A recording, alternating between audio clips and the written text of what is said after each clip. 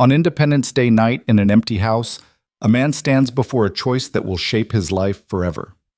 Lila Carter, the girl he once knew, now broken and desperate, makes an offer most men wouldn't refuse. But Daniel Hayes isn't most men. He's a single father, carrying the wound of betrayal, and he sees what she doesn't. She doesn't need to be desired. She needs to be cherished. In a moment that could destroy a friendship and everything he's built, Daniel makes a decision that will change everything. Follow this story to the end. Like and comment where you're watching to let me know how far the story has progressed. This is a story about true love. It starts from the heart. The deck creaked under Daniel Hayes' boots, the old wood protesting every step. He crouched down, inspecting the loose boards with a flashlight, sweat still clinging to his shirt from the July heat. The fireworks had ended hours ago, their echoes fading into the quiet night, and everyone had gone home. Everyone except him. He'd stayed behind because that's what Daniel did. His best friend Marcus owned this house, and when Marcus mentioned the deck was getting dangerous, Daniel had volunteered without thinking. It was easier than going home to an empty apartment, easier than sitting alone after his daughter Emma had gone to bed at her grandmother's place for the weekend. The truth was, Daniel didn't mind the work. At 32, he'd learned that keeping his hands busy kept his mind from wandering into places he didn't want it to go. Places like the memory of his ex-wife, Sarah, walking out 3 years ago with barely a backward glance. Places like the fear that he was failing Emma somehow, that being a single father wasn't enough. He hammered another nail into place, the sound sharp in the stillness. "You're still here." Daniel nearly dropped the hammer. He turned, squinting against the porch light. Lila Carter stood in the doorway, barefoot, wearing an oversized sweater that hung off one shoulder. Her dark hair was pulled back loosely, strands escaping around her face. She looked different from earlier in the evening when she'd been laughing with the others, a drink in her hand, pretending everything was fine. Now she just looked tired. "Yeah," Daniel said, straightening up. "Marcus mentioned the deck was about to give out. Figured I'd take care of it." "At midnight? Better than waiting for someone to fall through." Lila stepped out onto the porch, wrapping her arms around herself despite the warmth. "Marcus went to bed an hour ago. He doesn't even know you're still out here."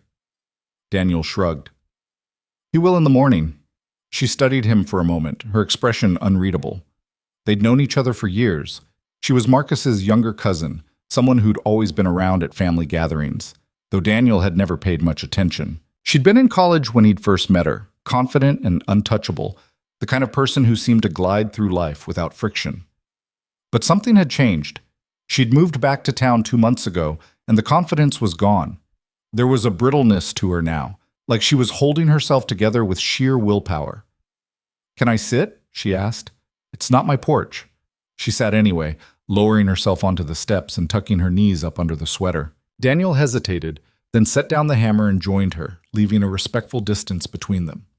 For a while, neither of them spoke.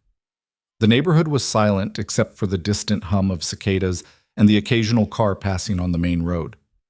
"Do you remember Josh?" Lila asked suddenly. Daniel frowned. "Your ex?" "Yeah." "I remember Marcus mentioning him. You two were together a long time, right? 5 years?" She said it flatly, like she was reciting a fact that had lost all meaning. "We broke up 3 months ago." "I'm sorry." "Don't be." She picked at the hem of her sweater. It needed to happen. Daniel didn't know what to say to that, so he said nothing. He'd learned that silence was often better than empty platitudes. Lila tilted her head back, staring up at the sky. "You ever feel like you don't know who you are anymore? Like you spent so long being what someone else wanted that you forgot what you wanted?" "Yeah," Daniel said quietly. "I have." She glanced at him, surprised. "Really?" "My ex-wife, Sarah. She left 3 years ago."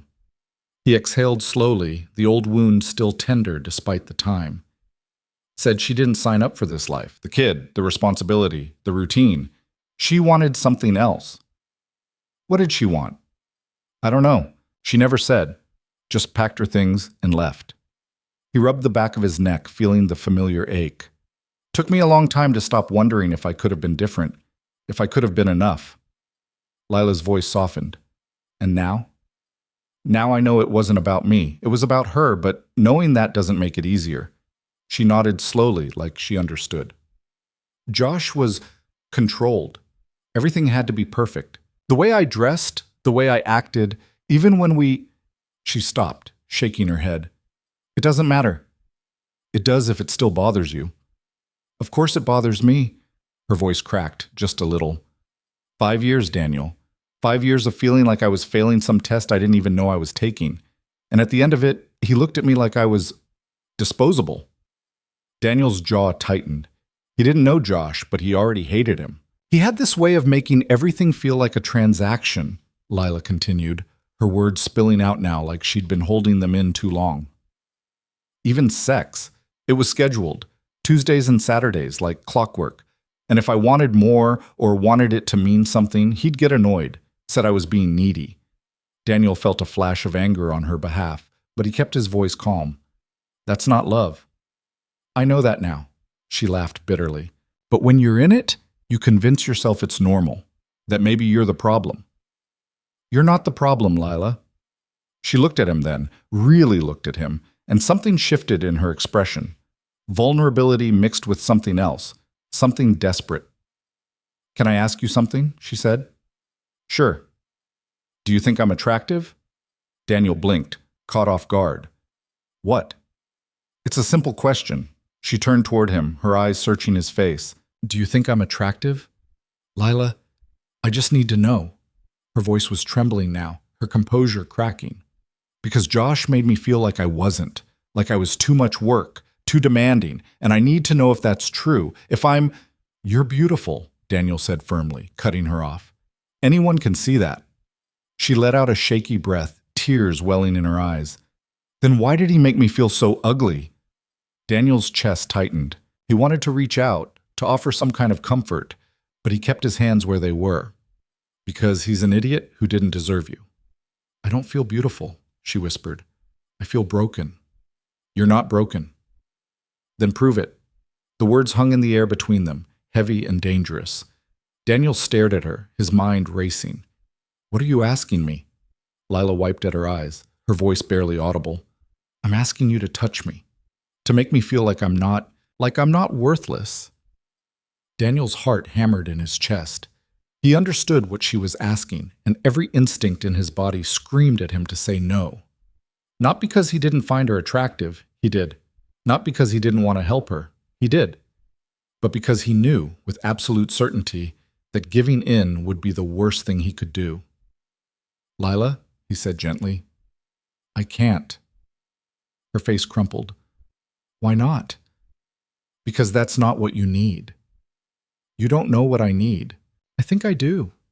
He shifted closer, careful not to touch her. You're hurting, and you're looking for something to take the pain away, even if it's just for a little while. But this, what you're asking for, it won't help. It'll just make you feel worse. You don't know that. I do. His voice was steady, but his hands were shaking. Because I've been where you are. After Sarah left, I was a mess. And I made some bad choices trying to prove I was still worth something. But those choices didn't fix me. They just made me feel emptier. Lila's tears were falling freely now, and she didn't bother wiping them away. I just want to feel wanted. I know. Daniel's throat tightened. But you're asking the wrong question. It's not about being wanted. It's about being valued. And I can tell you right now, you deserve more than some guy using you to make yourself feel better for a night. I'm not asking for forever, she said desperately. I'm just asking for right now. And what about tomorrow? Daniel asked. What happens when you wake up and realize it didn't fix anything? What happens when you look at me and see just another guy who took what you offered without caring what it cost you? She flinched, and he knew he'd hit a nerve. I don't want to be that guy, he said quietly. And I don't think you really want me to be either. For a long moment, Lila didn't say anything. She just sat there, trembling, her arms wrapped around herself like she was trying to hold the pieces together. Then, slowly, she reached out.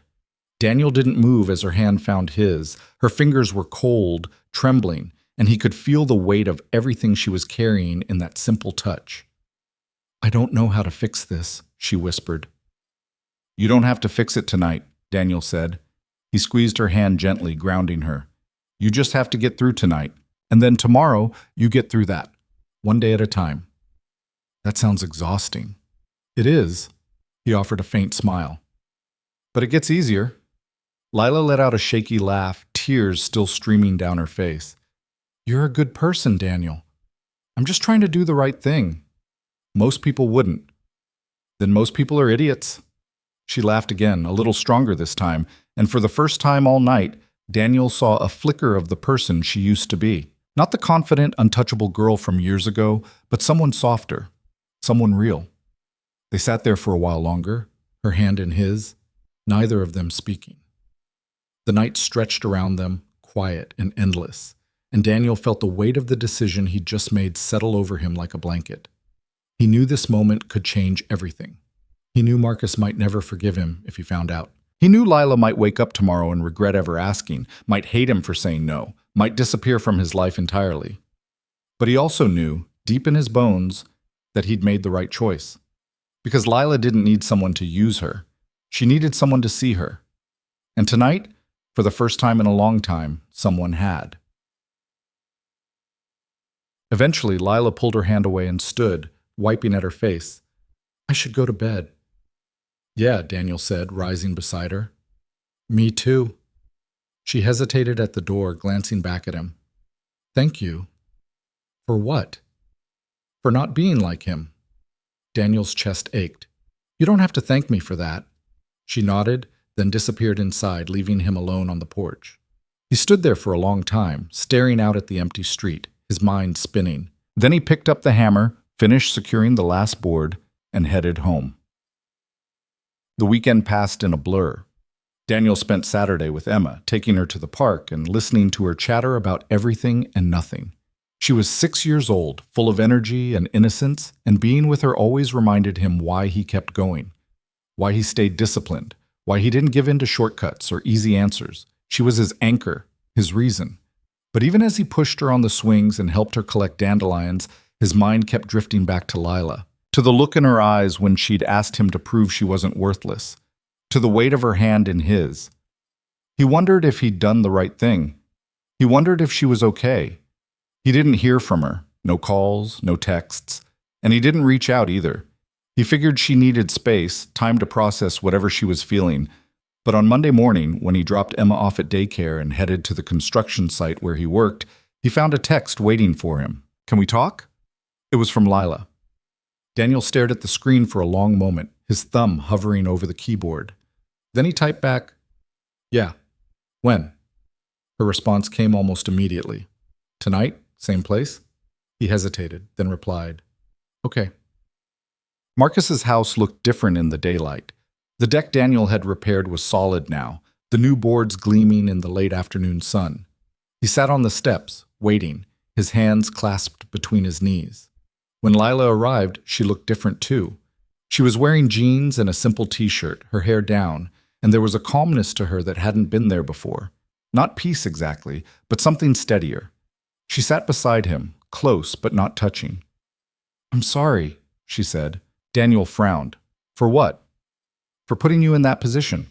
For asking you to... She shook her head. It wasn't fair. You don't have to apologize. I do.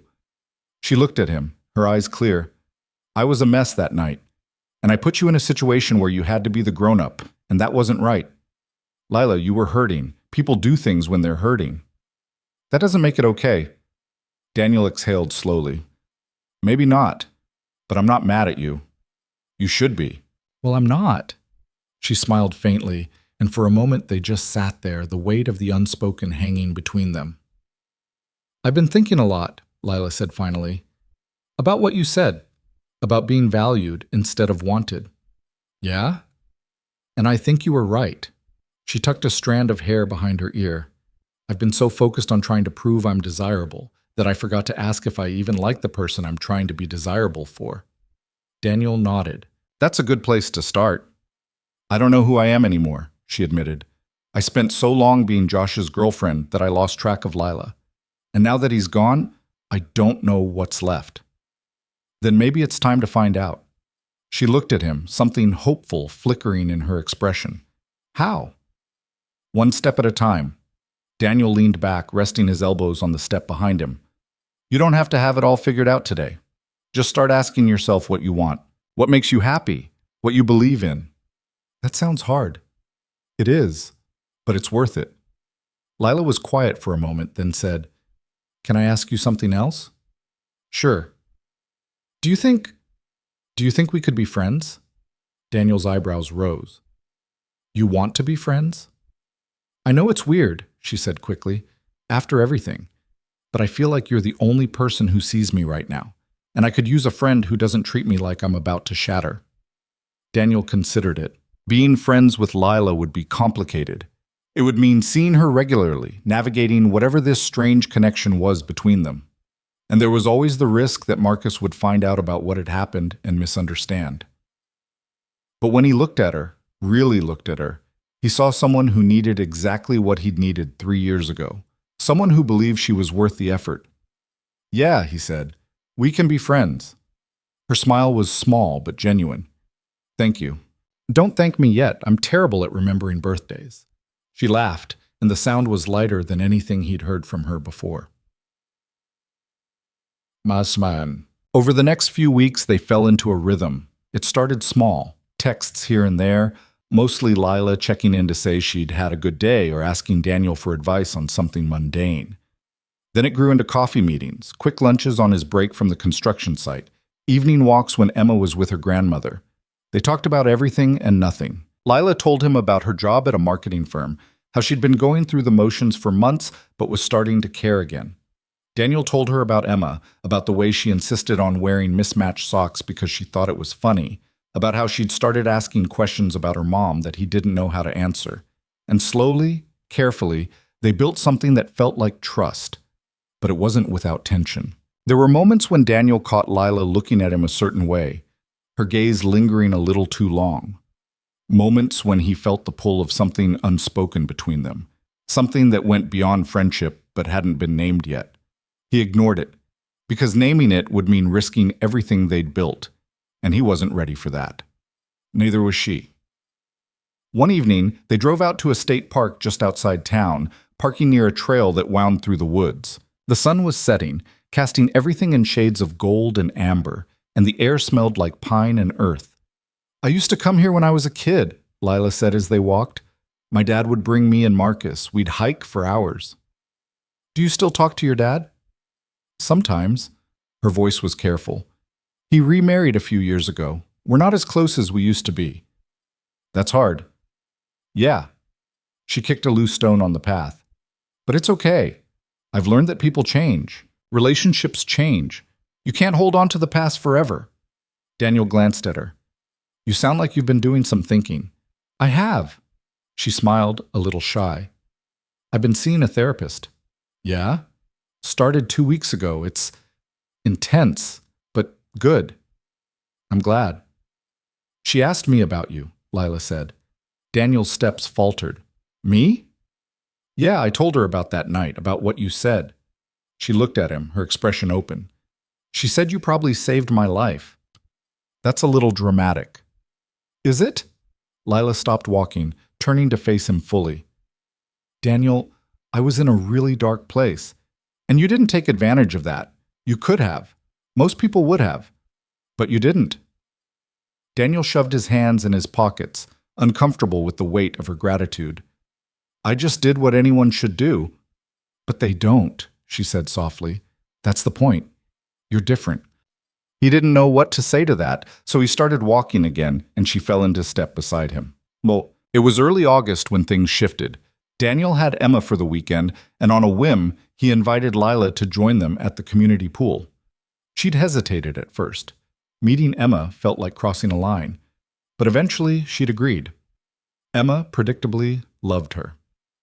"You're really pretty," Emma announced within 5 minutes of meeting Lila, her 6-year-old bluntness on full display. Lila laughed, crouching down to Emma's level. "Thank you. You're pretty too." "I know."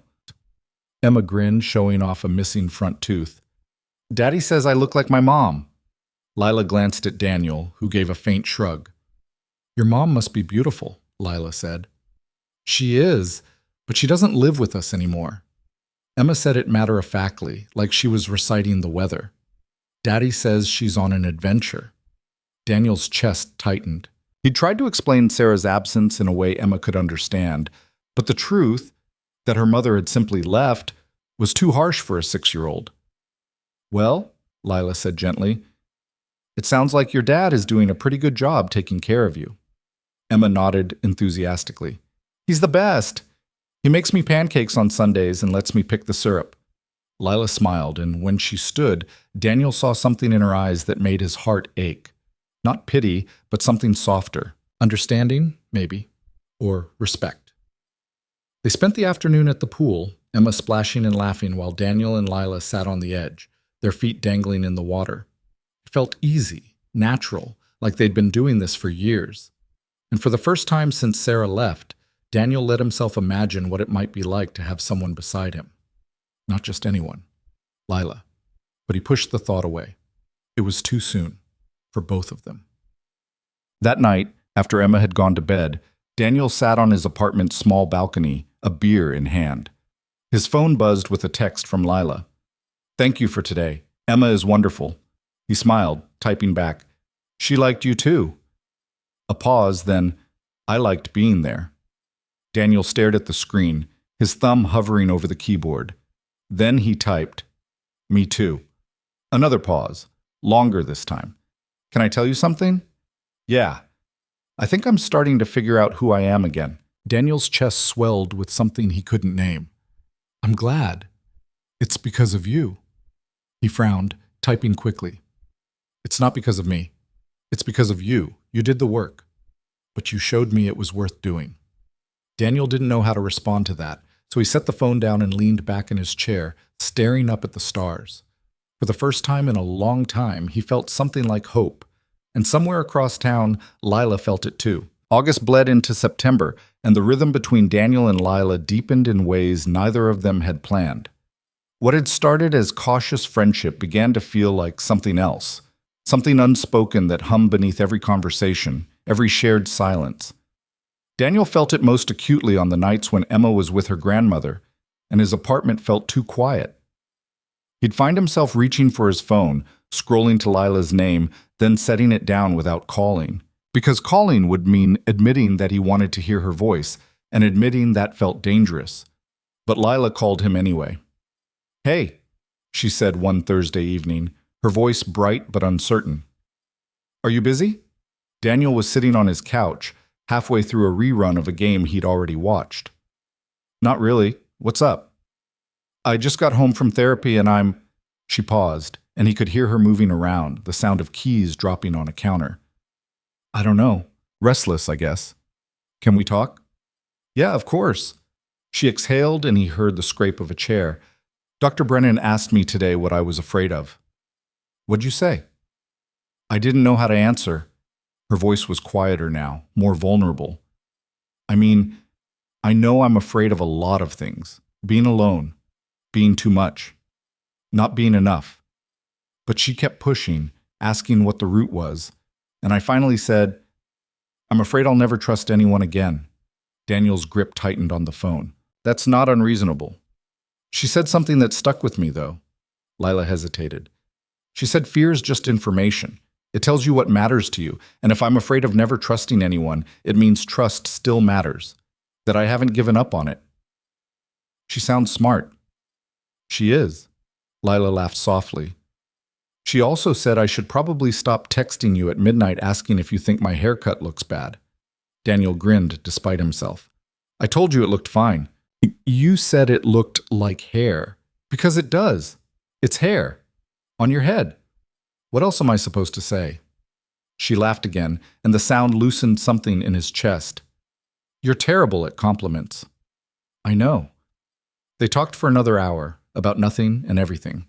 Lila told him about a project at work that was driving her crazy, about a coworker who kept leaving passive-aggressive notes in the break room. Daniel told her about Emma's latest obsession with dinosaurs, how she'd insisted on wearing a T-Rex costume to daycare 3 days in a row. And when they finally hung up, Daniel sat in the dark for a long time, staring at his phone. He was in trouble. He knew it. Because somewhere between fixing Marcus's deck and sitting beside Lila at the pool, he'd started caring about her in a way that went beyond friendship, and he didn't know what to do with that. The next morning, Marcus called. Hey man, Marcus said, his voice casual. You free this weekend? Thought we could grab a beer, watch the game. Daniel hesitated. He and Marcus had been best friends since high school, the kind of friendship that didn't require constant maintenance, but was always there when it mattered. But lately, Daniel had been avoiding him, afraid that Marcus would pick up on something Daniel wasn't ready to explain. Yeah, Daniel said finally. I can do that. Cool. Saturday night? Works for me. When Saturday came, Daniel dropped Emma off at her grandmother's and met Marcus at a sports bar downtown. The place was loud, crowded, filled with the smell of fried food and the roar of competing televisions. They grabbed a booth in the back, ordered beers and wings, and settled in. For the first quarter, they talked about safe things. Work. Emma. The Broncos' chances this season. But halfway through the second quarter, Marcus set down his beer and looked at Daniel with the kind of directness that always meant trouble. So, Marcus said, you and Lila. Daniel's stomach dropped. What about us? Come on, man. You've been hanging out with her a lot. We're friends. Marcus raised an eyebrow. Just friends? Yeah, just friends. Daniel forced himself to meet Marcus's gaze, even though his heart was hammering. She's been going through a rough time. I'm helping her out. Helping her out, Marcus repeated, his tone skeptical. What's that supposed to mean? It means I've known you a long time, Daniel, and I've seen the way you look at her. Daniel felt heat rise in his face. I don't look at her anyway. You do. Marcus leaned back, studying him. And I'm not saying it's a bad thing. Lila's great, she's family, but she's also my cousin, and she just got out of a bad relationship. So if you're thinking about making a move, I'm not making a move, Daniel said sharply. Okay. I'm serious, Marcus. We're friends. That's it. Marcus didn't look convinced, but he let it drop, turning his attention back to the game. And Daniel sat there, his beer growing warm in his hand, feeling like a liar. Because the truth was, he'd thought about making a move. He'd thought about it more than he wanted to admit. But every time he did, he remembered the look on Lila's face that night on the porch. The desperation, the pain, the way she'd been willing to give herself away just to feel something. And he knew that whatever happened between them, it couldn't start like that. It had to start from something real. The game ended, and they paid the tab and walked out into the cool night air. Marcus clapped him on the shoulder as they reached their cars. Look, Marcus said, I'm not trying to give you a hard time. I just care about her, you know? She's been through a lot. I know. And you're a good guy, Daniel. One of the best. But if you're going to be in her life, just be careful. Don't mess with her head. Daniel nodded, swallowing against the tightness in his throat. I won't. Marcus studied him for another moment, then nodded. Good.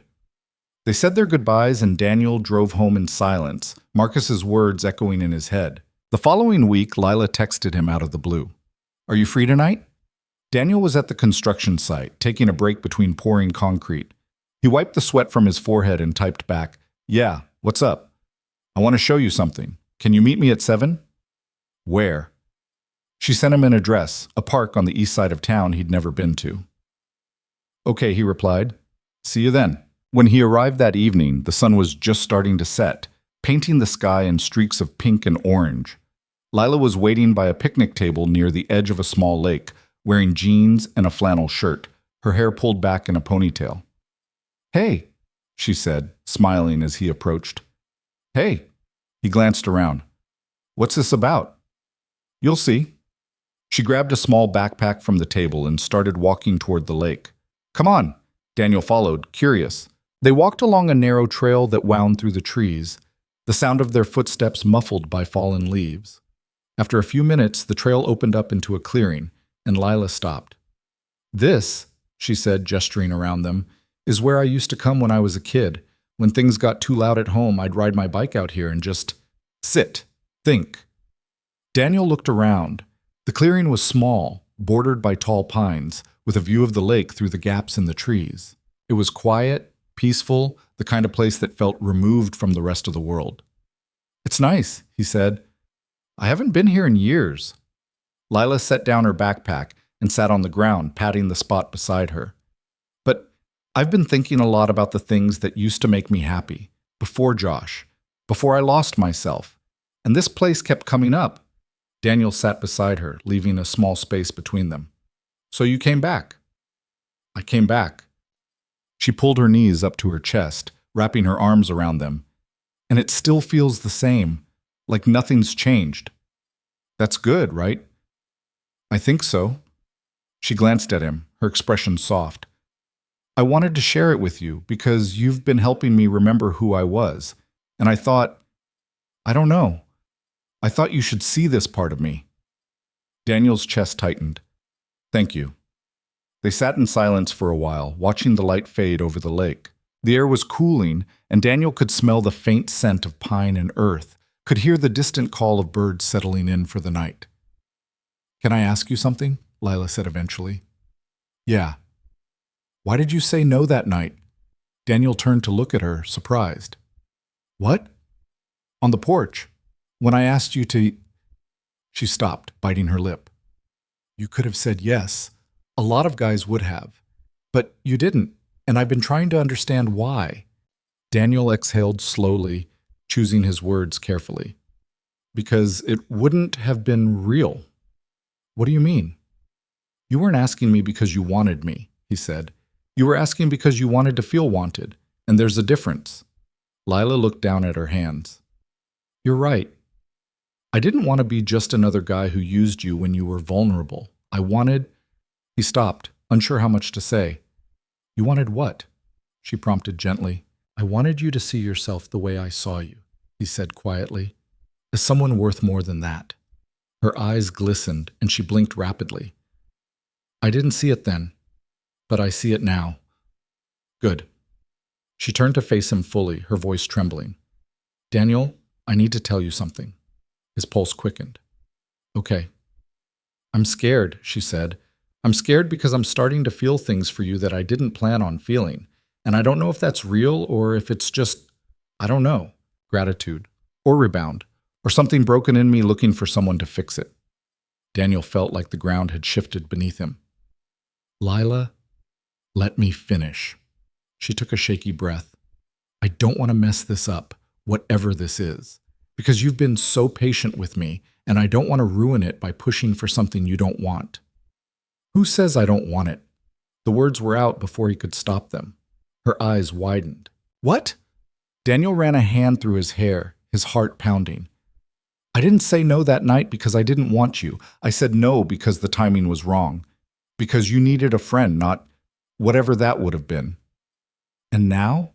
Her voice was barely a whisper. Now I don't know. He met her gaze, forcing himself to be honest. I care about you, Lila. A lot. But I'm terrified of screwing this up, of hurting you, of making you feel like I'm just another guy who... You're not, she said fiercely. You're nothing like him. How do you know? Because you're here, her voice cracked. Because you turned me down when you could have said yes. Because you've spent weeks helping me put myself back together without asking for anything in return. Daniel shook his head. That doesn't make me special. That just makes me decent. Maybe, she said, but decent is pretty damn rare. They stared at each other, the weight of everything unsaid hanging between them. Daniel wanted to reach for her, to close the distance and see what happened, but he held himself back, afraid that one wrong move would shatter whatever fragile thing they were building. I need to know something, Lila said finally. What? If we did this, if we tried, would it be real for you? Or would I just be a project? The question hit him like a punch to the gut. You're not a project. Then what am I? Daniel swallowed hard. You're someone I think about when I shouldn't, someone I want to call at the end of a long day just to hear what you have to say. Someone who makes me feel like maybe I'm not as broken as I thought I was. Her breath hitched. Daniel. But I'm scared too, he admitted, because I have Emma to think about. And if this goes wrong, it's not just us who get hurt. It's her, and I can't... His voice broke. I can't put her through that again. Lila reached out, her hand hovering over his. I wouldn't do that to her. Or to you. You don't know that. People change. Feelings change. I know. Her hand settled gently on top of his. But we don't have to figure it all out tonight. We can take it slow, see what happens. Daniel looked down at their hands, at the way her fingers curled around his, tentative but sure, and he realized that this was the moment. The one where he either stepped forward or stayed where he was, safe but alone. He turned his hand over, lacing his fingers through hers. "Okay," he said. Slow. Her smile was tremulous but real. Slow. They sat there as the last light faded, their hands clasped together, neither of them speaking. And for the first time in a long time, Daniel felt something like peace. Over the next few weeks, they tested the waters carefully. Dinners that felt like dates but weren't called dates. Texts that lingered a little longer, said a little more. Moments where their hands would brush and neither of them would pull away. But they didn't rush. Daniel made sure of that, because rushing meant risking everything, and he wasn't willing to gamble with something that mattered this much. One Saturday afternoon, Lila came over to Daniel's apartment while Emma was at a birthday party. She brought groceries and insisted on cooking dinner, even though Daniel tried to argue that his kitchen was barely functional. "You have a stove and a cutting board," she said, pulling ingredients out of a bag. "That's all I need." Daniel leaned against the counter, watching as she moved around the small space with surprising ease. "You cook a lot?" "I used to, before Josh." She paused, her hand stilling over a bell pepper. "He didn't like when I cooked, said it made the apartment smell." Daniel frowned. "That's the dumbest thing I've ever heard." She laughed, the sound lighter than it would have been a month ago. "Yeah, it is." They worked together, Lila chopping vegetables while Daniel followed her instructions, trying not to burn the garlic she'd entrusted him with. It was easy, comfortable, the kind of domestic rhythm that felt both new and familiar. "So," Lila said as she stirred the pan, "tell me about Sarah." Daniel stiffened. "What do you want to know?" "I don't know. Anything. You've heard all about Josh, but I don't really know what happened with her." Daniel leaned back against the counter, crossing his arms. "There's not much to tell. We got married young, too young probably, and for a while it was good, but then Emma came and everything changed." "Changed how?" "Sarah didn't want to be a mom," he said bluntly. "She thought she did. But when it actually happened, when it was diapers and sleepless nights and no time for herself, she couldn't handle it." Lila's expression softened. "That must have been hard." It was. Daniel's jaw tightened. But what really got me was the way she left. No fight, no trying to work it out, just gone. Like we didn't matter enough to even try. "I'm sorry." "Don't be. It's been 3 years. I'm over it." Lila gave him a look that said she didn't believe him, but she didn't push. Instead, she turned back to the stove, adjusting the heat. "Do you ever worry Emma will ask about her? About why she left?" "She already has," Daniel said quietly. "I told her that sometimes people need to go on adventures, that her mom loves her but needed to find something for herself." "Do you think that's true?" "I don't know. Maybe." He shrugged. "I just didn't want her to grow up thinking she wasn't enough. That's not a weight a kid should carry." Lila turned to face him, her eyes shining. "You're a good dad, Daniel. I'm trying." "No, you are." She stepped closer, her voice firm. "Emma is lucky to have you." Daniel's throat tightened and he looked away, uncomfortable with the praise. "She's the best thing that ever happened to me." "I can tell." They ate dinner on the couch, plates balanced on their laps. A cooking show playing quietly on the television. Lila had made some kind of pasta with vegetables and chicken, and it was better than anything Daniel had cooked in months. "This is really good," he said between bites. "Don't sound so surprised." "I'm not. I just didn't know you could cook like this." She grinned. "There's a lot you don't know about me." "Yeah?" He set down his fork, turning to face her. "Like what?" "Like I can juggle." Daniel laughed. "No, you can't." "I can. My dad taught me when I was 10. Prove it." She rolled her eyes but stood up, grabbing 3 oranges from the fruit bowl on the counter. And then, to Daniel's amazement, she actually started juggling. "Holy shit," he said, staring. "Told you." She kept the oranges going for a few more seconds before catching them one by one, grinning triumphantly. "I'm full of surprises." "Apparently." She sat back down, closer this time, and Daniel felt the shift between them. The air seemed heavier, charged with something unspoken. "What else don't I know?" he asked quietly. Lila's smile faded, replaced by something more serious. I'm terrified of this. Of what? Of us. She set her plate aside, her hands trembling slightly. Of wanting something and having it fall apart. Daniel reached out, covering her hand with his. I'm terrified too. Really? Yeah. He squeezed her hand gently. But I think that's okay.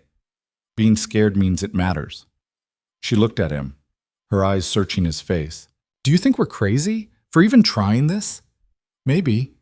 He offered a faint smile. But I'd rather be crazy with you than safe and alone. Her breath caught, and for a moment neither of them moved. Then slowly she leaned in. Daniel's heart hammered as the distance between them closed. He could see the flecks of gold in her eyes, could feel the warmth of her breath. And when her lips brushed against his, soft, tentative, testing, he felt the world narrow to just this moment. He pulled back almost immediately, his hand still holding hers. Wait, he said, his voice rough. Lila froze, her eyes wide. I'm sorry. I shouldn't have... No. He cupped her face gently, his thumb brushing her cheek. I want to. I really want to. But not like this. Like what? Not on my couch with a cooking show in the background. He smiled, even though his heart was racing. You deserve better than that. Her eyes filled with tears, but she was smiling too. You're impossible. I know. She laughed, a watery sound, and leaned her forehead against his. Okay, not like this. Not like this, he agreed. They stayed like that for a long moment, their foreheads touching, their breaths mingling. And Daniel felt something shift inside him, something that had been locked away for years slowly opening. When Lila finally pulled back, she wiped at her eyes, laughing softly. You're going to make me fall in love with you, aren't you? Daniel's chest tightened. Is that a bad thing? I don't know yet. Fair enough. They finished dinner in a comfortable silence, and when Lila left that night, Daniel stood at the door, watching her walk to her car. She turned back once, waving, and he waved back. And as he closed the door and leaned against it, he realized something. He was already falling, and for the first time in a long time, he wasn't afraid of where he'd land. The following Tuesday, Emma asked the question Daniel had been dreading. They were sitting at the kitchen table, her homework spread out between them, simple addition problems that she kept getting distracted from. She'd drawn a smiley face in the margin of her worksheet, then added what looked like a dinosaur wearing a hat. Daddy, she said, not looking up from her drawing, do you like Lila? Daniel's pen froze midair. He'd been checking her work, but now all he could do was stare at the top of her head, at the way her ponytail was slightly crooked because she'd insisted on doing it herself that morning. Yeah, he said carefully. She's nice. No, I mean, do you like her? Daniel set down the pen. Where's this coming from? Emma finally looked up, her expression serious in the way only a 6-year-old could manage. You smile when you talk to her, like the way Prince Eric smiles at Ariel. I do not smile like a cartoon character. You do. She went back to her drawing, adding what might have been a crown to the dinosaur. It's okay if you like her. I like her too. Daniel's chest tightened. He didn't know how to navigate this conversation. Emma had never asked about him dating anyone before, probably because he never had. After Sarah left, he'd put all his energy into being a father, into making sure Emma felt stable and loved. The idea of bringing someone else into their lives had seemed impossible, but now it wasn't impossible. It was happening, and he had no idea how to explain that to a 6-year-old. I do like her, he admitted, but it's complicated. Why? Because grown-up stuff is complicated. Emma made a face. That's a dumb answer. Well, it's the truth. She considered this, her crayon moving across the paper. Is she going to be my new mom? Daniel's heart lurched. No. I mean... He stopped, running a hand over his face. Emma, Lila, and I are just... We're friends. Good friends. And maybe someday that'll turn into something else, but right now we're taking things slow. What does that mean? It means we're not rushing. We're getting to know each other. But you already know each other. Not the same way. Daniel struggled to find words that would make sense. It's like when you meet someone new at school. You might play with them at recess, but it takes time before they become your best friend, right? Emma nodded slowly. I guess. Well, that's what we're doing, taking time. She seemed to accept this, returning her attention to the homework. But after a moment, she said quietly, I hope she stays. Daniel's throat closed up. Yeah, me too. That night, after Emma had gone to bed, Daniel called Lila. She answered on the second ring, her voice warm. Hey, everything okay? Emma asked me if I like you today. There was a pause. What did you say? I said yes. Then she asked if you were going to be her new mom, and I had a minor panic attack. Lila laughed softly. What did you tell her? That we're taking things slow, that we're just getting to know each other. And what did she say? Daniel exhaled. She said she hopes you stay. The line went quiet for a moment. When Lila spoke again, her voice was thick. I hope so too. This is terrifying, Daniel said. I know. I don't want to screw this up. You won't. You don't know that. Maybe not, Lila said. But I trust you, and that's enough for now. Daniel closed his eyes, leaning back against the couch. I don't deserve you. Stop saying things like that. It's true. It's not. Her voice was firm. You keep acting like you're some charity case, like I'm doing you a favor by being here. But you're not seeing what I see. And what do you see? Someone who shows up, she said simply. Someone who keeps his word, someone who puts his daughter first even when it's hard. Someone who turned me down when he could have said yes, because he cared more about what I needed than what he wanted. Daniel's hands were shaking. Lila, I'm not done. She took a breath. You think you're broken, Daniel, but you're not. You're just someone who got hurt and kept going anyway. And that's not broken, that's strong. He didn't know what to say. The words stuck in his throat, tangled up with everything he was feeling. I have to go, Lila said gently. Early meeting tomorrow, but I'll call you this week, okay? Okay? And Daniel? Yeah? Thank you for being honest with Emma, for not hiding this. I couldn't hide it if I tried. Apparently I smile like Prince Eric.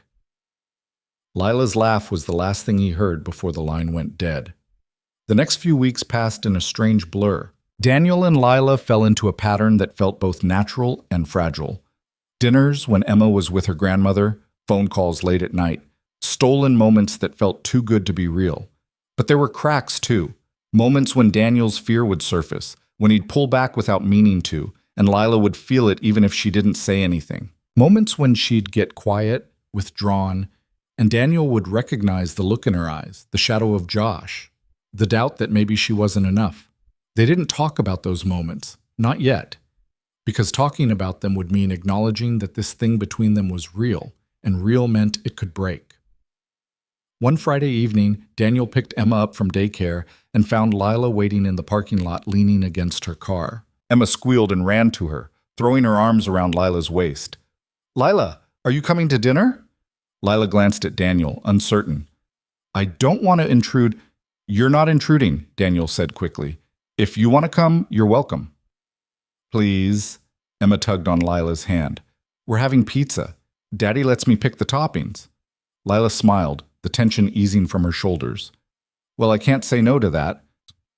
They went to a small pizza place near Daniel's apartment, the kind with checkered tablecloths and a jukebox in the corner. Emma ordered pepperoni and pineapple, a combination that made Daniel wince, but he allowed anyway. Lila got a slice of margarita, and Daniel went for plain cheese. You're boring, Emma announced, eyeing his plate. I'm consistent, Daniel corrected. That's the same thing. Lila laughed, covering her mouth with her hand. She's got a point. Don't encourage her. They ate and talked. Emma dominating the conversation with stories about school, about her friend Mia who could do a cartwheel, about the caterpillar they'd found on the playground. And Daniel watched Lila, the way she leaned in when Emma talked, the way she asked follow-up questions, genuinely interested. It hit him then, watching them together. This was what he wanted. Not just someone to fill the empty space Sarah had left, but someone who fit, someone who made the life he'd built feel less like survival and more like something worth celebrating. But wanting it didn't make it easier, because the closer they got, the more there was to lose. After dinner, they walked back to Daniel's apartment, Emma between them, holding both their hands. She swung their arms as she walked, humming some song Daniel didn't recognize. "This is fun," Emma said. "Yeah?" Daniel looked down at her. "What's fun?" "This. All of us together." She looked up at Lila. "You should come over more." Lila's eyes met Daniel's over Emma's head, and he saw the same mix of hope and fear reflected there. "I'd like that," Lila said softly. When they reached the apartment, Daniel unlocked the door and Emma raced inside, already pulling out her coloring books. Lila lingered in the doorway, her hands shoved in her jacket pockets. "I should probably go," she said. "You don't have to." "I know, but Emma has school tomorrow, and I don't want to—" "Lila." Daniel stepped closer, lowering his voice. "Stay, just for a little while." She hesitated, then nodded. They sat on the floor with Emma, coloring in the princess book she'd brought home from school. Daniel was terrible at staying inside the lines, and Emma kept criticizing his technique, while Lila worked with careful precision, her tongue caught between her teeth in concentration. "You're really good at this," Emma said, peering over Lila's shoulder. "I used to color a lot when I was your age." "Did you have a favorite princess?" Lila thought about it. "Belle, from Beauty and the Beast." "Why?" "Because she liked to read, and she didn't care what other people thought of her." Emma nodded seriously, like this made perfect sense. "I like Moana, because she's brave." "That's a good choice." Daniel watched them, something settling in his chest. This was what normal felt like, what peace felt like, and it scared him how much he wanted it. An hour later, Emma's eyes started drooping, and Daniel scooped her up, carrying her to her room. He tucked her in, pulling the blanket up to her chin. "I like Lila," Emma mumbled, already half asleep. "I know you do." "Don't let her leave, okay?" Daniel's heart clenched. "I'll try, kiddo." "Promise?" "I promise." She was asleep before he left the room. Daniel stood in the doorway for a moment, watching her breathe, then closed the door quietly and returned to the living room. Lila was putting away the coloring books, stacking them neatly on the coffee table. She looked up when he entered, and there was something raw in her expression. "She asked you not to let me leave, didn't she?" Lila said. Daniel stopped. "How did you know?" "Because I heard her. The walls are thin." She sat down on the couch, wrapping her arms around herself. "Daniel, I need to say something." He sat beside her, his stomach nodding. "Okay, I'm falling for you." The words came out in a rush, like she'd been holding them back too long. "And I know we said slow, and I know we're supposed to be figuring this out, but I can't pretend anymore. I'm falling for you, and it terrifies me." Daniel's breath caught. "Lila, let me finish." Her hands were shaking. "I'm terrified because I don't trust myself. I don't trust that I'm not just latching onto you because you're safe, because you're kind, because you didn't take advantage of me when you could have. I don't trust that this is real, and not just me trying to fix something broken inside myself." "It's real," Daniel said quietly. "How do you know?" "Because I feel it too." He reached for her hand, lacing his fingers through hers. "And I'm just as scared as you are." She looked at him, tears spilling down her cheeks. "What if we're making a mistake?" "Then we'll make it together." "That's not comforting." "I know." He wiped a tear from her cheek with his thumb. "But it's the truth. I can't promise you this will work. I can't promise I won't screw it up. But I can promise I'll try. And I can promise I won't walk away when it gets hard." Lila's breath hitched. "You swear?" "I swear." She closed her eyes, leaning into his touch. "I don't know how to do this. How to be with someone without losing myself. Then we'll figure it out, one step at a time." "What if I'm too much? What if I need too much?" Daniel's voice was firm. "You're not too much. And even if you were, I'd rather have too much of you than not enough." She let out a choked laugh, opening her eyes. "You're really bad at comforting people." "I know, but I love you for it anyway." The words hung in the air between them, and Daniel felt his heart stop. "What did you just say?" he asked. Lila's eyes widened like she hadn't meant to say it out loud. Say it again." "Daniel? Please." She took a shaky breath. "I love you. I know it's too soon and I know we're supposed to be taking it slow, but I can't help it. I love you. Daniel pulled her close, wrapping his arms around her. She buried her face in his shoulder, and he felt her tears soaking through his shirt. I love you too, he whispered into her hair. She pulled back, staring at him. You do? Yeah. I've been trying not to say it because I didn't want to scare you off. But yeah, I love you. Lila's face crumpled, and she kissed him. Not tentative this time, not testing. Real. Her hands cupped his face, and Daniel kissed her back, pouring everything he felt into it. The fear, the hope, the desperate, aching need to make this work. When they finally pulled apart, both of them were breathing hard. That was... Lila started. Yeah. She laughed, wiping at her eyes. I can't believe I just said that. I can't believe I said it back. Do you mean it? Every word. She rested her forehead against his. This is crazy. Probably. We're going to screw this up, aren't we? Maybe. Daniel kissed her forehead. But at least we'll screw it up together.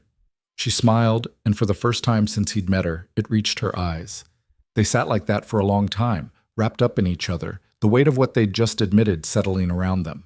And Daniel felt something shift inside him, something that had been guarded for years, finally opening. Eventually, Lila stood, reluctant. I really should go. It's late. Okay. She hesitated at the door, looking back at him. I meant it, you know. What I said. I know, so did I. She smiled, then left, and Daniel stood there for a long time after she was gone, trying to process what had just happened. He'd told her he loved her, and she'd said it back. And for the first time in 3 years, he let himself believe that maybe, just maybe, this could work. But the next morning, everything fell apart. Daniel was at the construction site pouring concrete for a foundation when his phone rang. It was Marcus. Hey man, Daniel said, wiping sweat from his forehead. What's up? We need to talk. Marcus's voice was tight, and Daniel's stomach dropped. About what? About you and Lila. Daniel closed his eyes. Marcus. She told me. Marcus's voice was hard.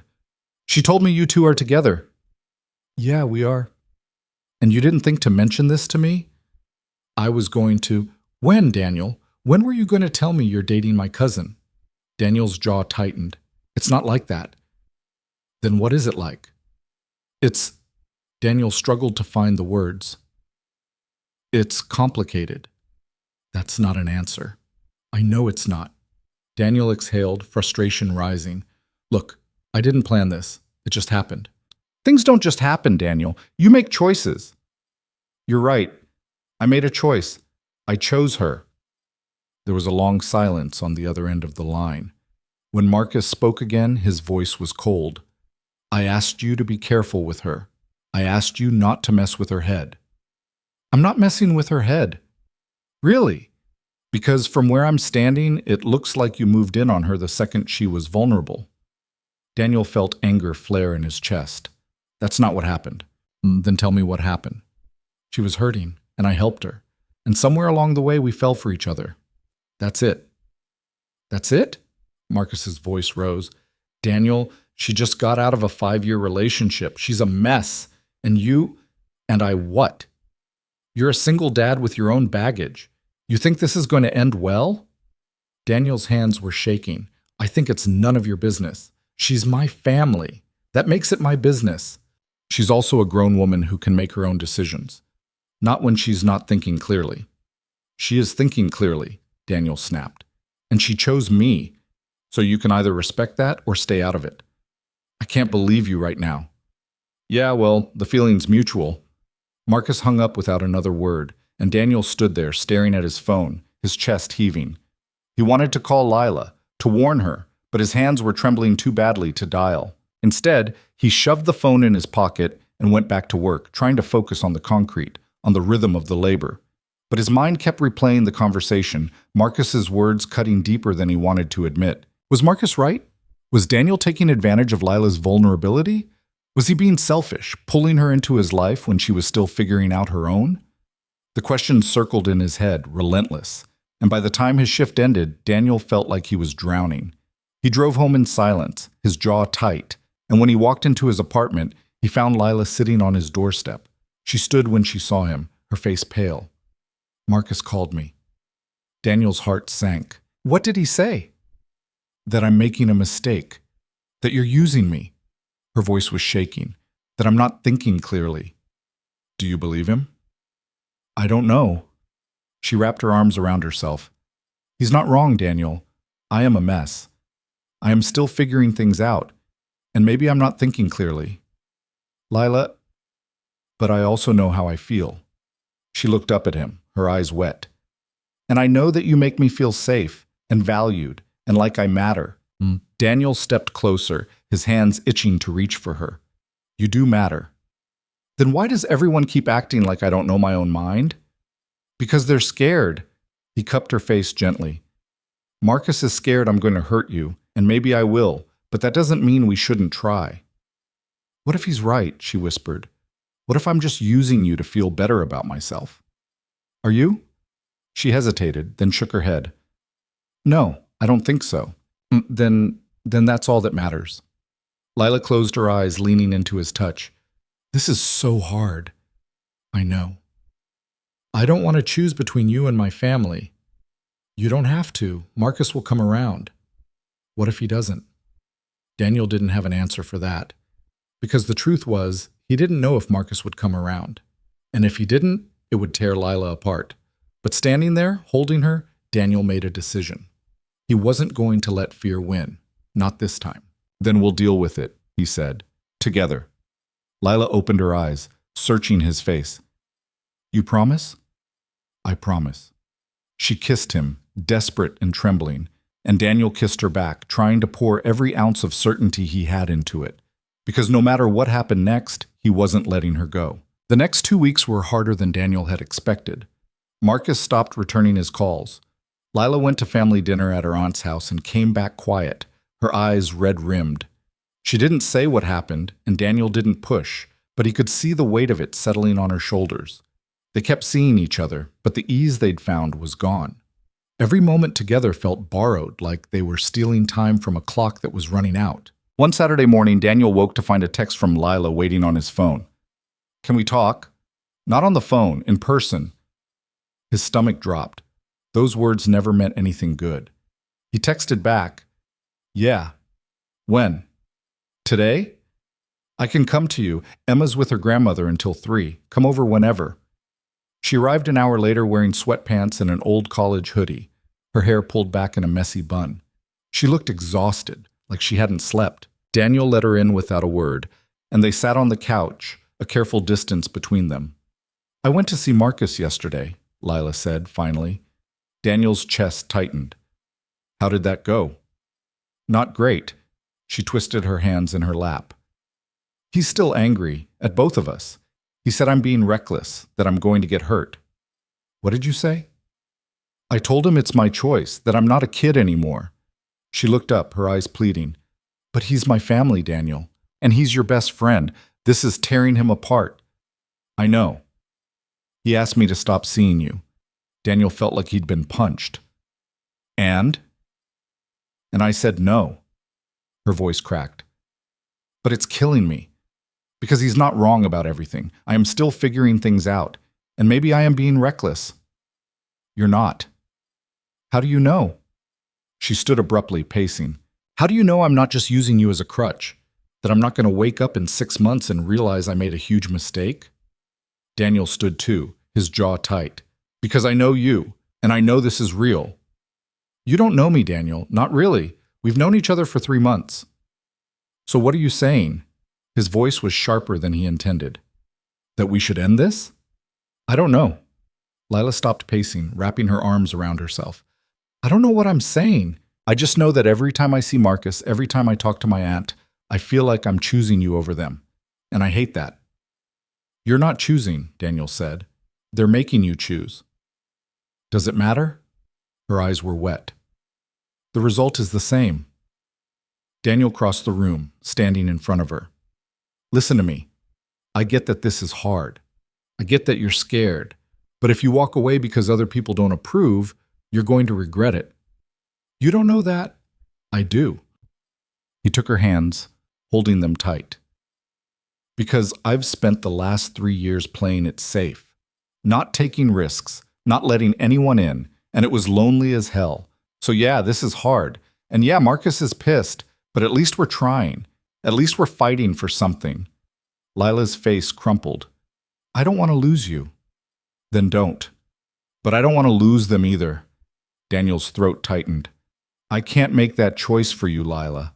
I can only tell you what I want. And I want you. I want to wake up every morning and text you something stupid. I want to sit on the couch with you and Emma and watch her draw dinosaurs. I want to build something real with you, even if it's messy and complicated and terrifying. She was crying now, tears streaming down her face. What if I can't do it?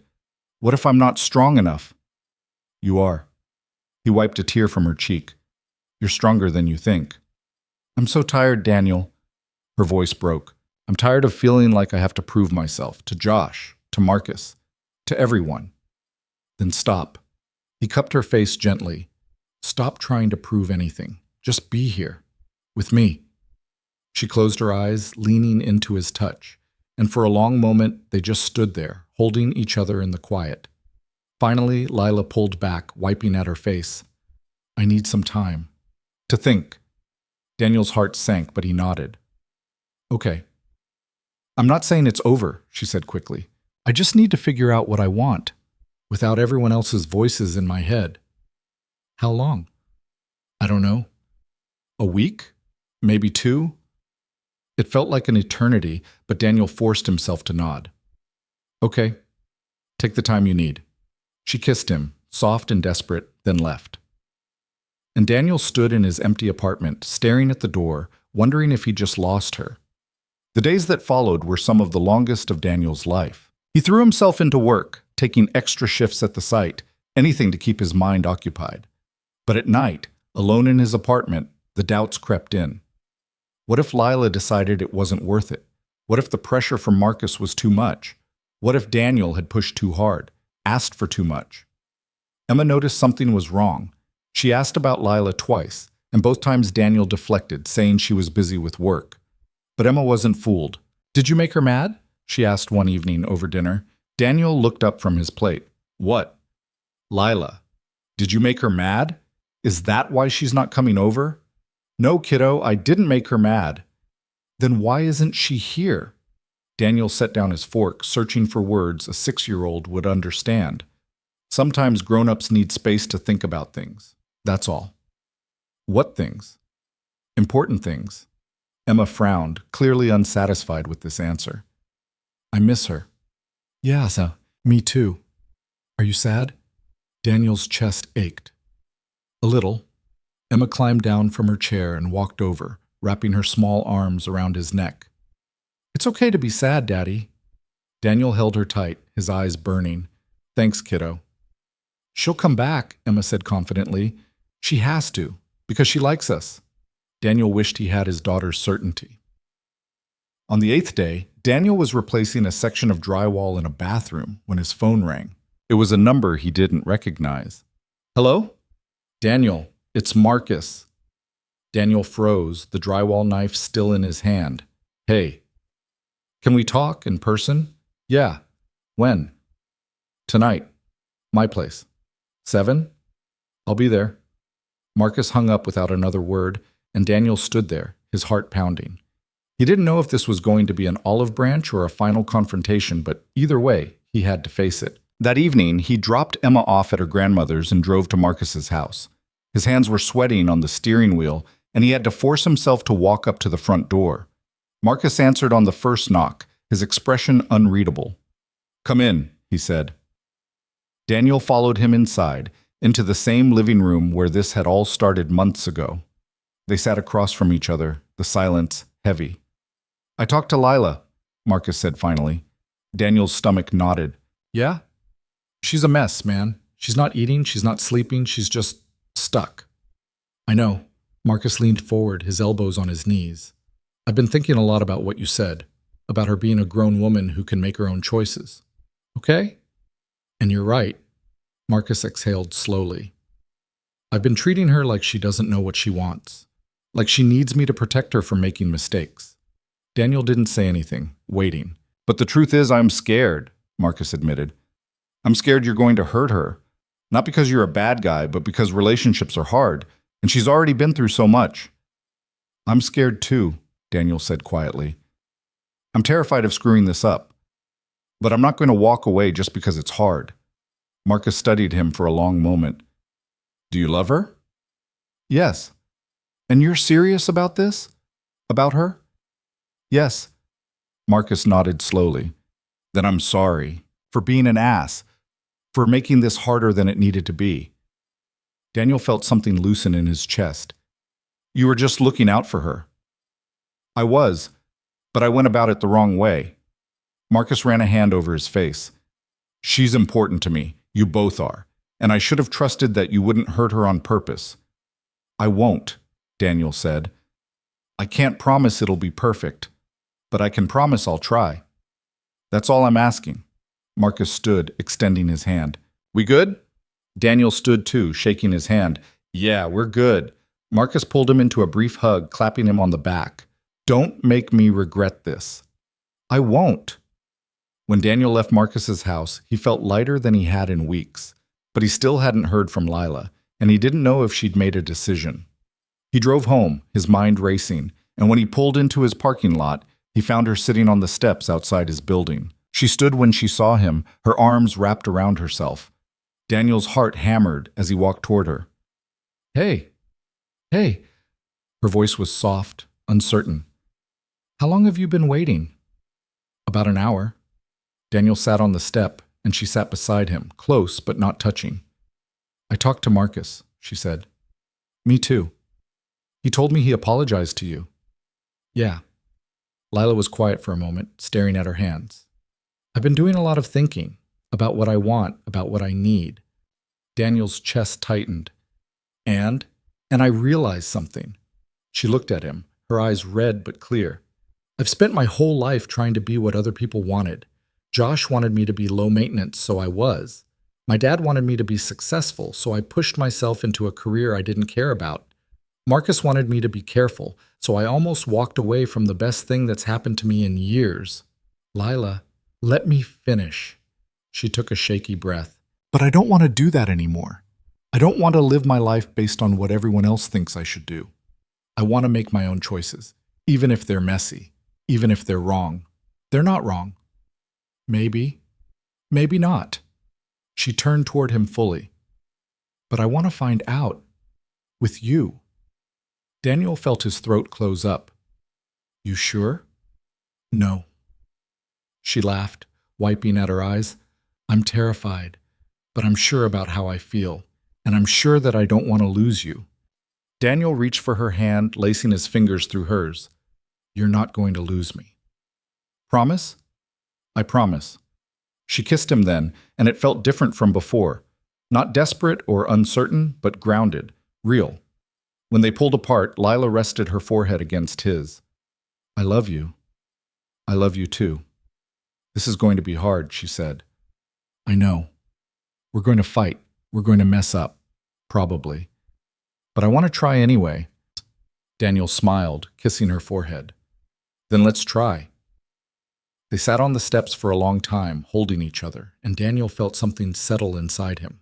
Not certainty exactly, but something close to it. A belief that maybe, just maybe, they could make this work. Over the next few weeks, things began to shift. Lila started coming over more often, joining Daniel and Emma for dinners, helping with homework, becoming part of the rhythm of their lives. It wasn't perfect. There were still moments of doubt, still arguments about small things that weren't really about the small things at all, but they worked through it, together. One evening, Lila stayed late after Emma had gone to bed. They were sitting on the couch, her head on his shoulder, when she said quietly, I saw Dr. Brennan today. Yeah? How'd it go? Good. She played with the edge of his shirt. We talked about you. About us. Daniel's stomach tightened. What did she say? She said I seem happier, more grounded. Lila looked up at him. She also said I need to stop waiting for the other shoe to drop. What does that mean? It means I keep expecting you to leave, or to realize I'm too much work, or to wake up one day and decide this isn't worth it. Daniel turned to face her fully. That's not going to happen. You don't know that. I do.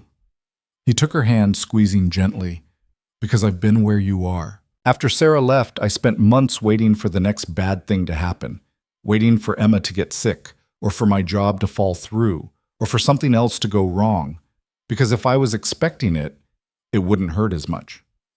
Did it work? No. He smiled faintly. It just made me miserable. And it took me a long time to realize that waiting for disaster doesn't protect you.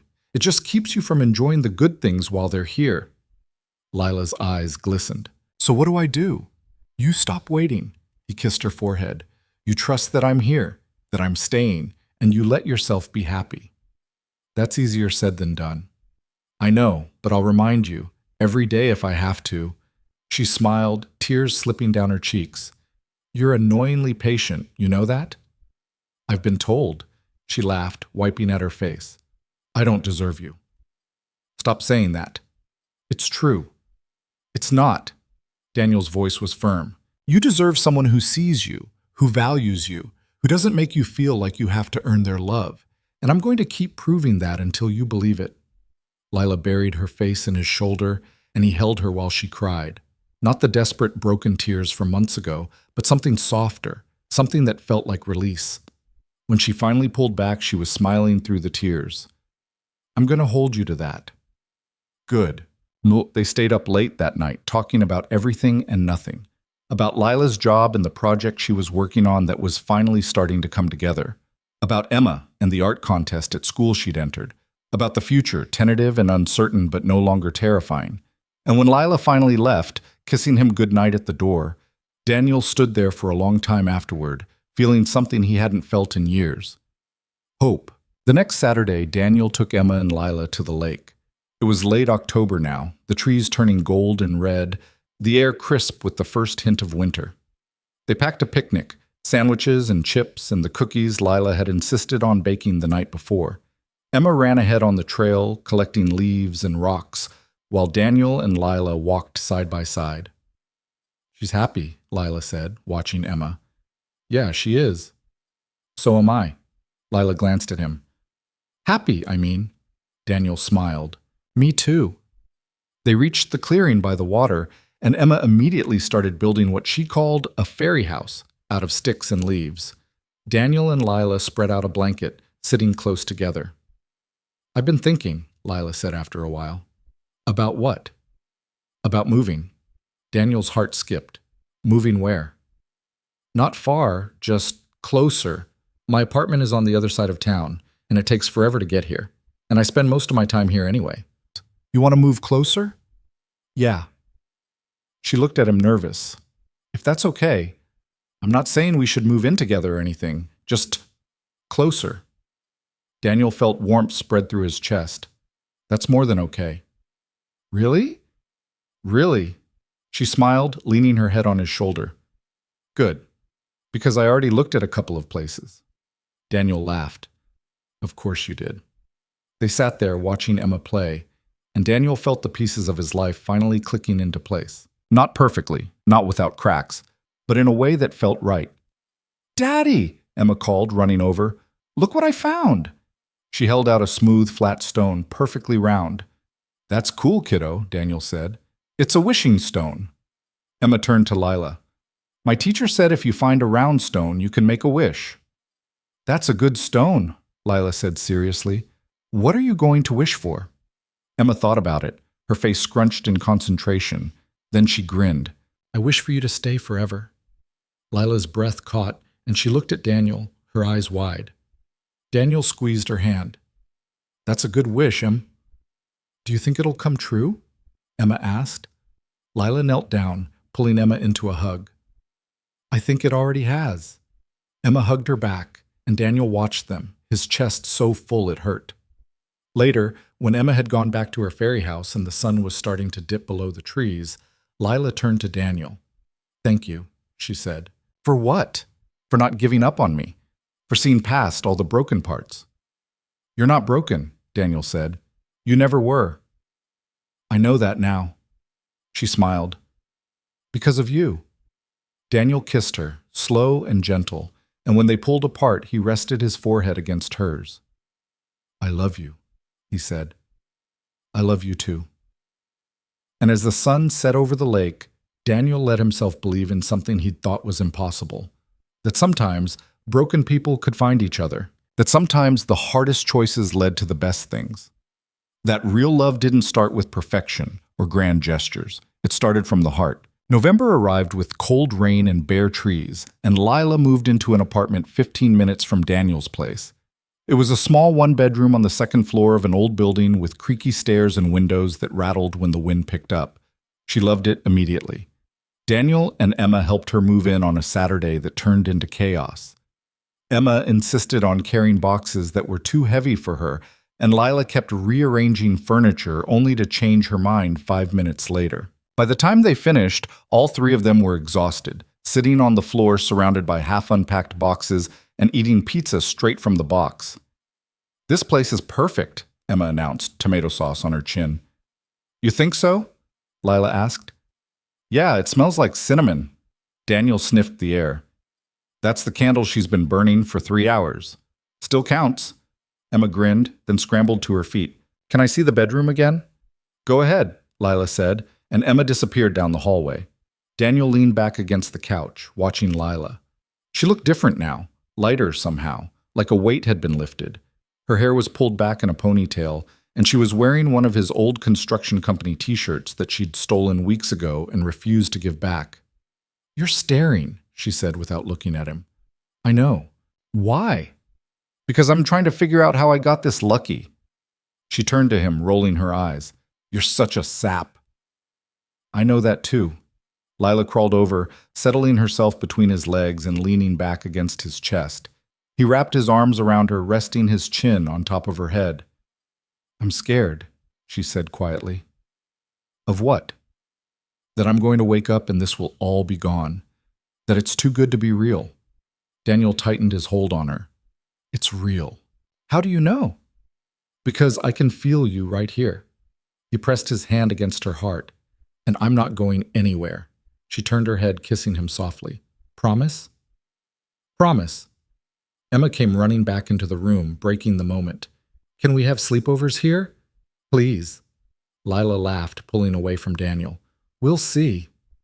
"That means yes, right, Daddy?" "That means we'll see," Daniel said, but he was smiling. The weeks that followed fell into a rhythm that felt both new and familiar. Lila came over for dinner most nights, bringing groceries and cooking meals that were infinitely better than anything Daniel could make. She helped Emma with homework, listened to her stories about school, and somehow convinced her that broccoli wasn't actually the worst vegetable in the world. And slowly, carefully, she became part of their lives in a way that felt permanent. But it wasn't without challenges. There were nights when Lila would go quiet, retreating into herself, and Daniel would have to coax her back out, reminding her that she was safe, that he wasn't Josh, that she didn't have to be perfect. There were mornings when Daniel would wake up in a panic, convinced that Lila would realize she'd made a mistake, that she'd leave the way Sarah had. They talked through it, sometimes at 2 a.m. over the phone, sometimes sitting on his couch while Emma slept in the next room. And each time they came out on the other side a little stronger. One evening in early December, Daniel took Lila back to the lake. It was cold now, the water dark and still, the trees skeletal against the sky. They walked along the shore bundled in jackets and scarves, their breath fogging in the air. "Why did you bring me here?" Lila asked. "Because this is where you told me you loved me." She stopped walking, turning to face him. "That was at your apartment." "You told me the second time here." He smiled. "The first time we were sitting on that blanket watching Emma. You said it so quietly I almost didn't hear it." Lila's eyes widened. "I did? You did?" "I don't remember that." "I do." Daniel took her hands, holding them between his. "And I've been thinking about that moment a lot, about how scared we both were, about how we almost didn't do this because we were afraid." "Daniel, what—" "Let me finish." He squeezed her hands gently. "I've spent the last few months watching you put yourself back together, watching you figure out who you are without Josh, without anyone telling you who you should be. And you're incredible, Lila. You're strong and funny and stubborn as hell, and you make me want to be better." Her breath was coming faster now, her eyes shining. Why are you saying this? Because I want you to know that I see you, not the person you were trying to be for Josh, not the person you think you should be for me, just you, and I love every single part of it. A tear slipped down her cheek. Daniel, I'm not done. He let go of her hands, reaching into his jacket pocket. I know it's only been a few months. I know we're still figuring this out, but I also know that I don't want to spend another day wondering what if. I don't want to wait for the perfect moment because there is no perfect moment. There's just us, right here, right now. He pulled out a small box, and Lila's hands flew to her mouth. I'm not asking you to marry me, he said quickly. Not yet. But I'm asking you to keep doing this with me. To keep building something real, even when it's hard. To trust that I'm going to be here no matter what. He opened the box, revealing a simple silver ring with a small stone. Nothing fancy, nothing extravagant, just something that felt like them. This is a promise, he said, that I'm all in, that you're not too much and you never will be, that I'm going to show up every single day and remind you that you're worth it. Lila was crying now, tears streaming down her face. You're serious, dead serious. Daniel, She let out a choked laugh, shaking her head. You're insane. Probably. We've only been together for a few months. I know. People are going to think we're rushing. Let them. She stared at him, her expression torn between laughter and tears. Then she held out her hand. Put it on. Daniel's heart hammered as he slipped the ring onto her finger. It fit perfectly, and when he looked up, Lila was smiling through the tears. I love you, she said. I love you too. She kissed him, hard and desperate, her hands tangling in his hair, and Daniel kissed her back, pouring everything he felt into it, the fear, the hope, the absolute certainty that this was right. When they finally pulled apart, Lila was laughing and crying at the same time. Emma's going to freak out. Probably. And Marcus is going to give you so much shit. Definitely. Are you ready for that? Daniel smiled. With you? Yeah. I'm ready for anything. They walked back to the car hand in hand, and Daniel felt something settle inside him. Not the absence of fear, but the presence of something stronger. Faith. In himself. In Lila. In what they were building together. When they got back to his apartment, Emma was waiting with Daniel's mother, who'd been babysitting. Emma took one look at Lila's hand and shrieked, You got a ring! Lila knelt down, showing her. Your dad gave it to me. Does that mean you're staying? Yeah, kiddo, I'm staying. Emma threw her arms around Lila's neck, and Daniel watched them, his chest so full it hurt. His mother caught his eye from across the room, smiling, and Daniel smiled back. This was what he'd been afraid of for so long, letting someone in, risking the stability he'd worked so hard to build. But standing there, watching Emma and Lila, he realized that stability wasn't about keeping everything the same. It was about building something strong enough to weather the changes. And this, Lila, Emma, the life they were creating together, felt stronger than anything he'd ever built before. The next few weeks passed in a blur of normalcy. Lila stayed over more nights than not, her toothbrush appearing in Daniel's bathroom, her books piling up on his coffee table. They celebrated Thanksgiving together, just the three of them, cooking a meal that turned out half-burned but still perfect because they'd made it together. Marcus came by one evening in early December, showing up unannounced with a six-pack of beer. He and Daniel sat on the small balcony, bundled in jackets, while Lila helped Emma with a school project inside. So, Marcus said, taking a swig of his beer, I heard you gave her a ring. Daniel glanced at him. Yeah. That's a big step. I know. Marcus was quiet for a moment, then said, You happy? Yeah, I am. Good. Marcus clinked his bottle against Daniel's. Then I'm happy for you. Really? Really? Marcus leaned back in his chair. I was an ass about this whole thing. I was so worried about Lila getting hurt that I didn't stop to think about what she actually wanted. And what she wants is you. Daniel's throat tightened. Thanks, man. Don't make me regret saying that. I won't. They sat in comfortable silence for a while, and Daniel felt the last piece of tension between them dissolve. Things weren't perfect, they never would be, but they were good. And that was enough. Christmas came, and with it, the first real test. Sarah called. Daniel was at the construction site when his phone rang, and when he saw her name on the screen, his stomach dropped. He almost didn't answer, but something made him pick up. Hello? Daniel, it's me. Her voice was the same, smooth, confident, like no time had passed at all. What do you want, Sarah? I want to talk. About Emma. Daniel's jaw tightened. What about her? I want to see her. For Christmas. No. Daniel, you don't get to do this, he said, his voice hard. You don't get to disappear for 3 years and then show up like nothing happened. I know I messed up. You didn't mess up, you left. You walked away from your daughter without looking back, and now you want to come back because it's convenient for you? That's not fair. Fair? Daniel's voice rose. You want to talk about fair? Emma asks about you sometimes. She asks why you left, and I have to come up with answers that won't break her heart. So don't talk to me about fair. Sarah was quiet for a moment. I'm sorry. It's too late for sorry. She's my daughter too. No. Daniel's hands were shaking. She's my daughter. You gave up that right when you walked out the door. Daniel, please, don't call again. He hung up before she could say anything else. He stood there, staring at his phone, his chest heaving, and then he called Lila. She answered immediately. Hey, everything okay? No. His voice cracked. Sarah called. What? When? Just now. She wants to see Emma for Christmas. What did you say? I told her no. I told her she doesn't get to do this. Lila was quiet for a moment. Do you want me to come over? Yeah, please. I'll be there in 20 minutes. She was there in 15. Daniel let her in, and she didn't say anything, just wrapped her arms around him and held on while he fell apart. I'm so angry, he said into her shoulder. I know. She doesn't get to do this. She doesn't get to come back and mess everything up. She won't. Lila pulled back, cupping his face. Because you won't let her, and I won't let her. And Emma is safe and loved, and she has everything she needs right here. Daniel's eyes burned. What if she wants to see Sarah? What if Emma wants her mom? Then we'll deal with it, together.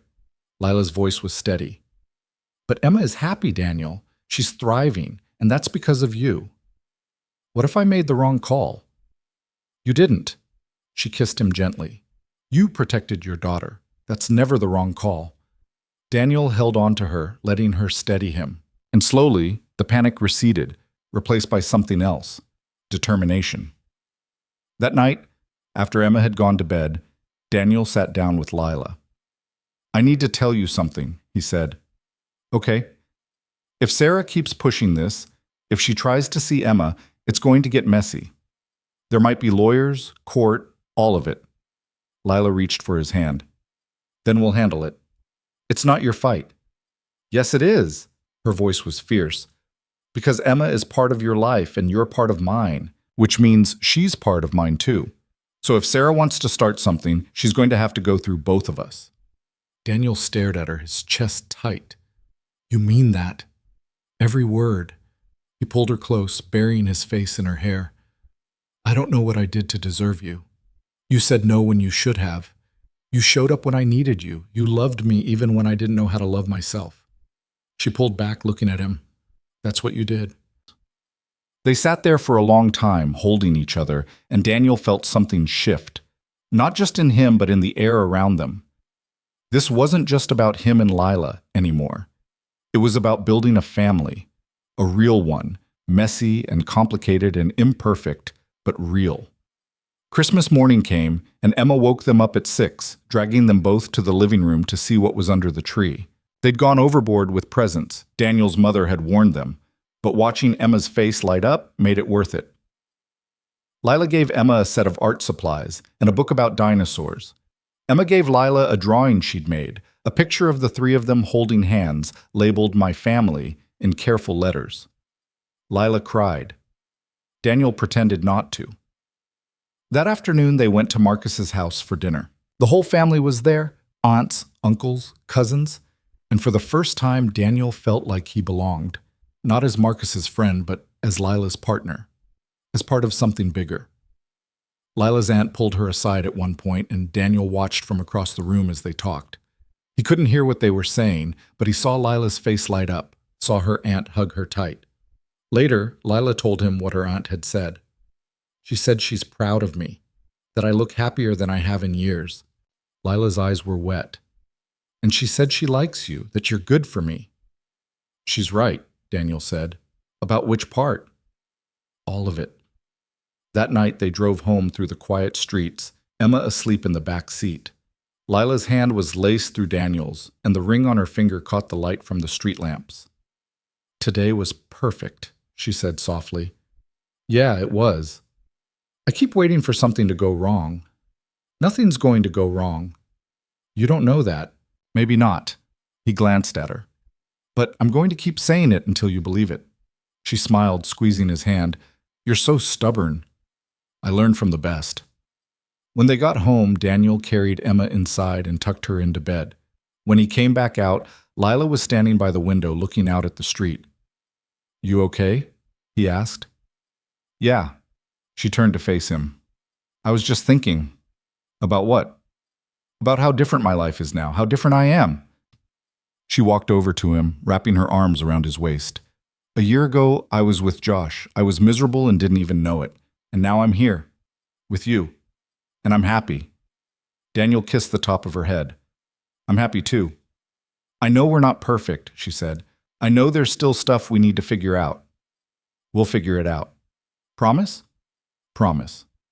She looked up at him, her eyes serious. I want to build a life with you, Daniel, a real one. Not just dating, not just seeing where it goes. I want all of it. His heart hammered. What are you saying? I'm saying I want to be a family. You, me, Emma. I want to wake up next to you every morning and go to sleep next to you every night. I want to help with homework and pack lunches and argue about what to watch on TV. Lila, I'm not asking you to marry me, she said quickly. Not yet, but I'm asking you to think about it, about what comes next. Daniel cupped her face, his thumbs brushing her cheeks. I don't need to think about it. I already know. You do? Yeah. He smiled. I want all of it too. With you. Her breath caught, and then she was kissing him, her hands tangling in his hair. And Daniel kissed her back, feeling like every piece of his life had finally clicked into place. The weeks after Christmas were quieter. Daniel and Lila started talking seriously about the future, about moving in together, about what that would look like for Emma, about whether they wanted to get married or just keep building what they had. They didn't have all the answers, but they had each other, and that felt like enough. One evening in late January, nearly a year after that 4th of July night, Daniel took Lila and Emma back to the lake. The water was frozen now, the trees bare, the air so cold it hurt to breathe, but it was beautiful in a stark, honest way. They walked along the shore, Emma running ahead to slide on the ice near the edge. Daniel and Lila followed hand in hand, their breath fogging in the air. Do you remember the first time we came here? Lila asked. Yeah. You told me about this place, about how you used to come here when you were a kid. I was so scared that day. Of what? Of letting you in, of falling for you. She looked at him, her eyes clear. But I'm not scared anymore. No? No. She stopped walking, turning to face him fully. I'm ready, Daniel, for all of it, whatever comes next. Daniel felt his chest tighten. You sure? I'm sure. He pulled her close, kissing her forehead. Then let's do it. Let's build something real, something that lasts. Together? Together. Emma came running back, her cheeks red from the cold. Can we make snow angels? There's barely any snow, Daniel said. So, we can still try. Lila laughed, pulling away from Daniel.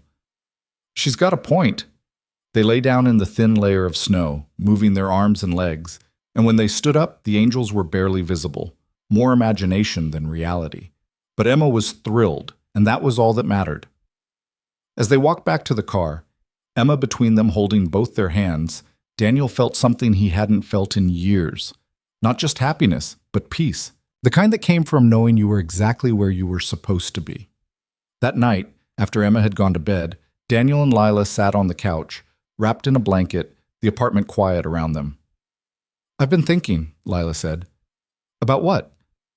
About that night, on Marcus's porch, when I asked you to... She stopped, shaking her head. I'm so glad you said no. Yeah? Yeah. She looked at him, her eyes soft. Because if you'd said yes, this wouldn't have happened. We wouldn't have happened. I would have woken up the next morning feeling worse, and you would have felt guilty, and we never would have gotten here. I know. You saved me that night, Daniel, not just from making a mistake, but from myself. Daniel's throat tightened. You saved yourself, Lila. I just helped you see it. No. She shook her head. You showed me what real love looks like. You showed me that I deserved more than someone who made me feel small. You showed me that love doesn't start from desperation or need. It starts from the heart. Daniel kissed her, slow and gentle, and when they pulled apart, he rested his forehead against hers. I love you, he said. I love you too. They sat there in the quiet, holding each other, and Daniel let himself believe in something he'd thought was impossible, that broken people could heal, that love didn't have to be perfect to be real, that sometimes the best things in life came from the moments when you chose to do the right thing, even when it was hard. He thought about that night on the porch, about the choice he'd made, about how easily he could have said yes, could have given in, could have taken what was offered without thinking about the cost. But he hadn't. He'd seen past the desperation to the person underneath. He'd chosen her heart over his own desire. And because of that choice, they were here, together, building something real. The months that followed were filled with the mundane, beautiful routine of life. Lila moved in officially in March, her boxes taking over the apartment in the best possible way. She and Emma bonded over art projects and movie nights. She learned to braid Emma's hair the way Emma liked it, even though it took her a dozen tries to get it right. And somewhere along the way, she stopped being Daniel's girlfriend and started being part of the family. One Saturday in May, nearly a year after Lila had moved in, Daniel woke up to find her gone from bed. He found her in the kitchen, making pancakes while Emma sat at the table drawing. Morning, Lila said, smiling at him over her shoulder. Morning. He kissed her, then Emma's forehead.